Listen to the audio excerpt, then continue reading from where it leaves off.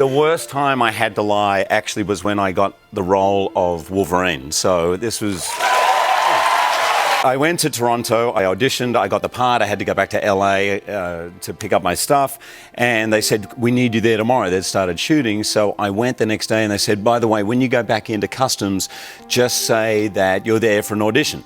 And I said, okay, but I have got the part, right? Because I just auditioned. They said, no, it's just we haven't got your visa. You're Australian. The visa hasn't come in time. It'll be fine. Just say it's an audition, and then we'll sort it out. So this is like Midnight Express for me. I'm in the line. I'm waiting. It's an audition. This is just an audition. It's just an audition. I'm sweating. The guy, I'm looking. The guy looks kind of nerdy. I think, oh, I'm all right. And I get up there, and he goes, hey, what are you here for? And I said, oh, I'm just doing an audition. He goes, really? I said, yeah, and he goes, well, that's funny because you seemed to be here last week. What were you here last week for?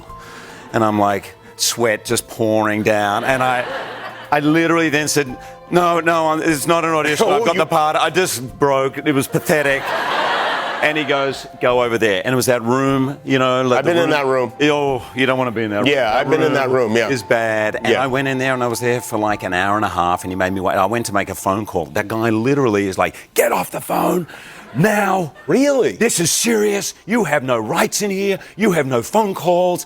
And I'm sitting there going, okay, first of all, I've just lost the biggest break of my life. I'm going to go to jail and I don't know what to do. So I finally get up there and he's like, listen, we're probably going to send you back on a plane. What was this? And I said, listen, I'm sorry. It's just I got this part in this thing and they haven't got my visa. And he goes, what's the thing? And I said, well, it's X-Men. It's like a comic book. He goes, what?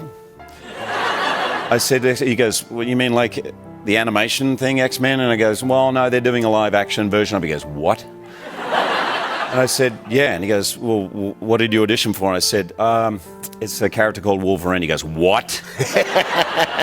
And he literally looked at me and then he just saw all his mates. He goes, hey, Jimmy, it's Wolverine. It's Wolverine. Honestly, I went out there with a police escort, just let me out. This guy made me sign autographs. I ate everything. He was a mad X-Men fan, and that's the only reason I am. The biggest Canadian superhero, too. There's power in being authentic and genuine, especially when it comes to public speaking.